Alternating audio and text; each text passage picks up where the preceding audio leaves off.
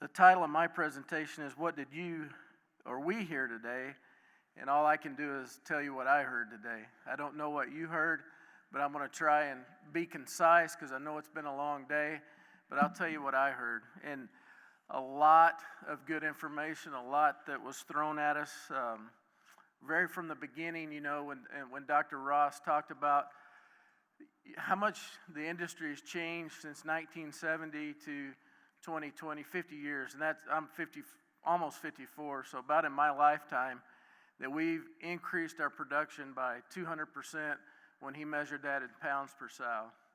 Okay, and I think if you listen to Dr. Ransom, he says we got to do that again in 30 years to feed the population of the world, you know, and so remarkable changes. And I think if you know, people back in 1970, they probably didn't think that they were going to double pounds per sow per year, 200%, but the people that were working on it were people like us, animal scientists, geneticists, veterinarians, that were working on the problems of the day with a goal to continually improve what they did because they loved what they did. And everybody in this room does that, and we do have a noble goal and a noble task to feed the world 30, 35 years from now. And we do have to improve our efficiency, and we do have to improve our production. So how are we going to do that? And, you know, Ron talked about the trends in our current production, a great talk, and he's always done a great job of doing that. You know, he had his family here. I'm proud to say I have a couple of my sons here. Don't tell your mom that he gave his wife flowers, so I don't get in trouble there. But, you know, he always does a good job of distilling down what some of the issues we have. You know, I think one of the questions that struck me, or the point was, we should be measuring pigs per sow per lifetime, right? Well, if you're losing 47% between P0 and P2, I don't think you need to be worrying about that. You need to be worrying about getting better because it's not very good, right? And he talked about some of the things that are issues that we face. You know, we talked a lot the last couple of years about prolapses, but the thing that struck me was lameness is a bigger issue today than prolapses, and we have not gotten any better. You know, we're losing more females for lameness, and we've got to get better at gilt development. You know, and I'm saying myself, our system, we've got to get better at gilt development. We've got to keep those sows within the herd to P2. So get them to P2. After that, their pigs per sow per lifetime be good, right, Ron?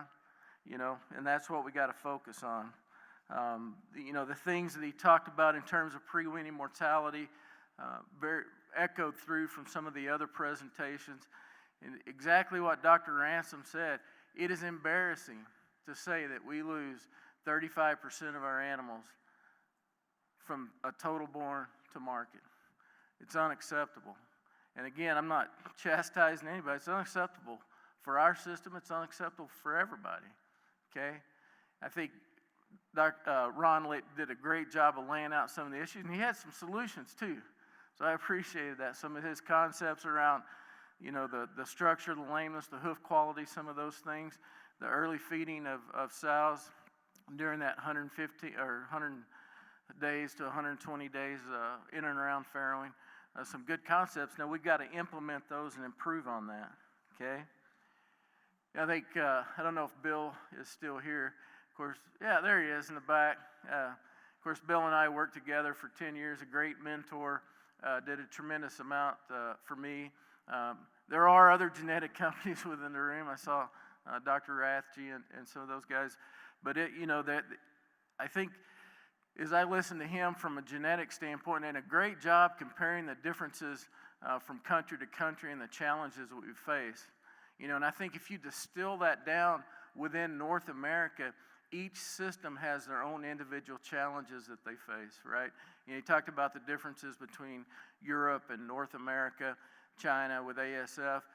You know, you've got to look at your own individual system and, one, measure what those numbers are, and then secondly, figure out what your individual challenges are.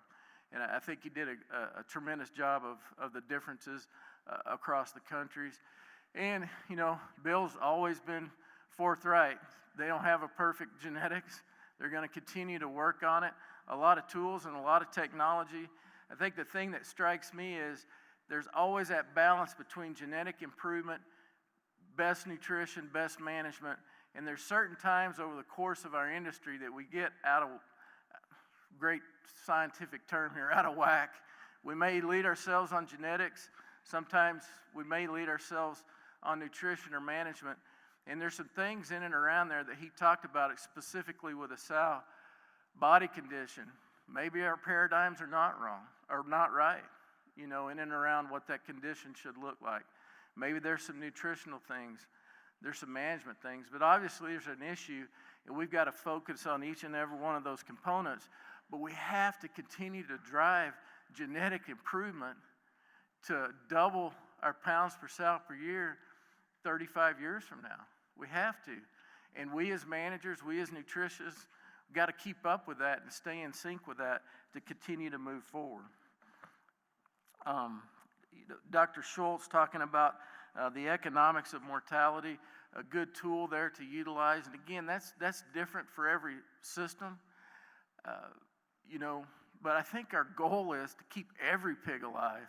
You know, how you look at that from an economic standpoint is different in what you invest. But our goal as stewards of animals, animal husbandry, is to keep every animal alive. Now, we have to run a business. We have to be profitable. But that should be our goal. You know, a good tool to look at what technologies you may prioritize or focus after first, but continue, you know, a good tool there from an economic standpoint. You know, Cassie, I'm not sure if she's still here. When she talked about regulatory and advocating for the future, you know, kind of tied in what Justin said when she was talking about the scientists in the room are going to go tell the regulators how wrong they are. And then you know, she has to tell them, no, you got to be quiet. They are the regulators. They make the decision. The consumer is the regulatory body that we have to meet the needs of, right? It's frustrating. Sometimes we don't want to hear it.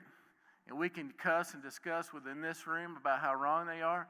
But the reality is they're the one buying the product. They're the one that's right. And we've got to change our business and change our paradigms of how we manage our system and what we invest in from a facility standpoint, from an animal standpoint, to meet their needs. And we just have to be cognizant of that. You know, after lunch there, we got into some nuts and bolts of good take-home things that we can utilize within our systems. You know, worked with Gus and Troy. There's the guys at Pipestone for a long time. Great pig guys. You know, Gus gets a little bit excited. His accent comes out a little bit. But and I've known Gus, and we used to work together at PIC. There's no better person in a farrowing room and nobody more passionate about that. And he did a good job and had some good information. I think the one thing that, as I looked at that he talked about is maybe the disconnect. He kind of said this at the end, disconnect of technology, what's really needed versus what people are forcing on us or say this is what you should be using. And he was talking about the practicality in that, in and around pre-weaning survivability. You know, I think talked about some different things to look at. You know, Mark Schwartz's presentation from the Layman Conference, he referenced that. You know, something that looks a little crazy, but it looks like there's opportunity there. I think he did a good job of bringing out some points there. Chris, you know, we worked closely with Chris. Some of the data that was utilized within that presentation would be from our system. I think it's, you know, Chris has always done a good job of blending academia with field research and some of the things that he had to offer to us from a practical standpoint about how we can improve wean-to-market mortality. You know, one of the things that struck me was how we utilized our facility, how we load our barns, the sick pens and the opportunity pens, and it's a pet peeve of mine. And he probably may have took that picture from our system with that one empty pen, and I'm like, It drives me crazy, right? I think it probably was ours, Chris. We probably did do that because it was in our nurseries a couple of weeks ago. But but that's a pet peeve of mine. But it's our responsibility as our group to make sure that we're not doing that. And and how those things happens in systems sometimes. We use or I do. It's the pot roast recipe, right? You guys ever heard this about the pot roast? And the first thing you do in this recipe is you cut off the ends of the pot roast, you put it in, you season it, you make the pot roast. So this young lady that was learning how to cook, she asked her mom, she said, well, why do you cut off the ends? It's just wasteful. Why would you cut the ends of a pot roast off? Her mom didn't know. She said that was a recipe. So then the grandma was still alive and they asked the grandma, I don't know, that's what the recipe said. That's the way we've always done it. It's 50 years, it tastes good. The great-grandma was still alive. They asked her, and she said, well, that was the size of the pan we had. The pot roast was too big, so we had to cut the ends off. But when you think about that, a lot of times that's how we get those types of things within our system, is we just kind of always done that way, or we just let it go, or we let it slip, and we really got to focus on that. We talk about saving 1% mortality. What was it, Chris? 0.75% to 1.5% if you got the square footage right. So that's a big deal, okay? So make sure you don't have any pot roasts. Dr. Talbot, that was the first time I've ever heard her speak. She was passionate about biosecurity, right? She was passionate. You could feel that. And what was her message there? We're going to get rid of PED. We're going to eradicate PED. We're going to do everything within our power to get it out of their system there in Manitoba. And excellent practical tips of how to do that. And I'm not going to go into that. But, if I had to invite a speaker like Dr. Coleman said to bring someone into your system, the passion that she talked about that, the desire that she had, that's what you want to look for when you're talking about biosecurity. And then great techniques to go with it. But, she's telling you, I'm going to get rid of PED. We're going to beat it down, and we're going to get rid of it. You could tell just from her passion, the things that she's done in her system, just a tremendous presentation. And then the people piece, and I was trying to write notes, and I didn't turn around. Who made the comment on the 7% versus the 93% time spent on the labor? Who was it that said that? I could see. Oh, yeah. Great. Probably the best summary comment of the whole day, right? And that's right. And I was marking down how many times said people or implementation not in this three-speaker segmentation. It was 47 times. So you talk about the emphasis on people, yeah. But the speakers that did get their 7% did a tremendous job. Valerie talking about, the passion, the personality, and finding that out about your employees and the individual employees, and then how do you implement that on a team and implement that on a farm level was great. Dr. Probstmiller, you talk about a trainer now. How could you not be energized? You talk about adrenaline. It was 4 o'clock or whatever it was, and there was adrenaline flowing, right? A great speaker. And again, the thing that struck me is, the kill callers or risk killers, whatever it was. What I wrote down is, I bet I'm going to go home and make sure we don't have any risk killers in our system. Now, we don't utilize that, but, that got there, and I'm sure the systems she worked with were good systems. I'm not being critical of it, but I think what you got to do within your system, within your business, do you have any of those collars running around? And I'm using that figuratively, not the actual collar, but are there things that put that mentality within an employee or team member or person within your organization that's setting the wrong behavior, that's setting the wrong message, okay? And create that culture of we're here to keep pigs alive and care for pigs, okay? Just a tremendous job. And then, Dr. Coleman, just a great job about the urgency And I think the thing that, that I took from that, some excellent tips about pre-weaning mortality. Challenge yourself with numbers, challenge yourself with outside people. But he really talked about the structure that you have to create inside your business or your operation. They say culture eats strategy for lunch. Well, structure eats culture for supper, right? If you don't have the right structure in place, you can say you have a good culture, but if you don't have the right structure in place to remove those obstacles from an ownership level, to have that, the supervisors to instill that culture, it's not going to happen. So you have to have the right structure in place. An excellent job there. And then, Dr. Ransom talking about sustainability, ESG,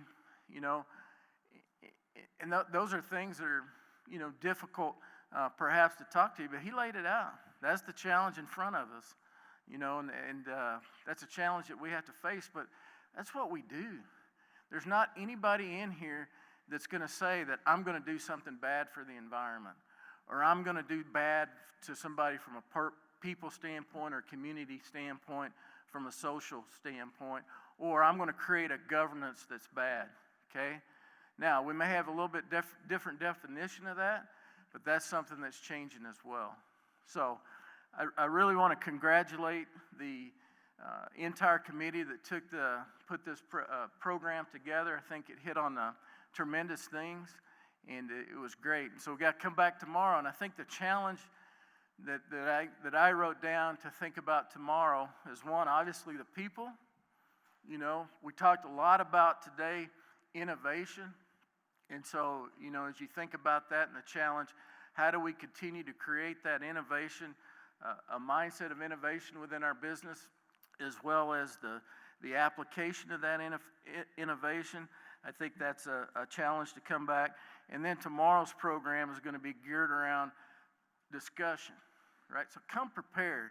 In each one of these sessions, there's an open session to talk about failures, successes, transparency. We've always been good about that in this business.